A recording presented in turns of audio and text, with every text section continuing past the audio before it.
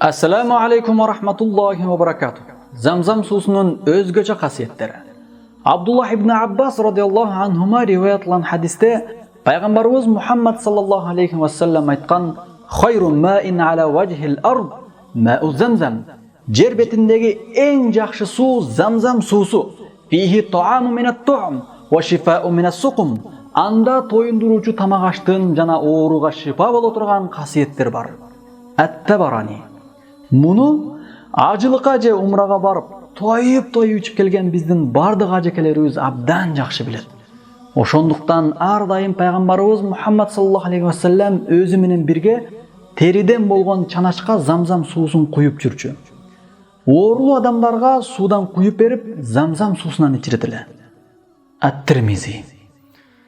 Анткени Замзам суусунда өзгөчө бир касиеттер бар. Замзамды ким кандай ниетте ичсе, ошол максатына жетише алат. Чаңкоону басуу үчүн Замзам суусун иче турган болсо, ал адамдын чаңкоосу канат, чаңкоосу басылат. Ачка болуп турган адам ичсе, тоюнат. Жана ооруп калган адам өзүнүн оорусуна шифа болсун деп иче турган болсо, ал оорусунан айыгат. Ошондуктан бул Замзам суусун ажылыкка баргандар эле ичип калбай, башкаларга дагы ооз тийгизүүсү үчүн аны баарысы идиштерге куюп алып келишип, мекендештерине дагы ичиришет. Чындыгында азыр берекелүү Замзам суусу бүт дүйнөгө ташылып турат. Aqulu qawli hadha wa astaghfirullah li wa lakum. Assalamu alaykum wa rahmatullahi wa barakatuh.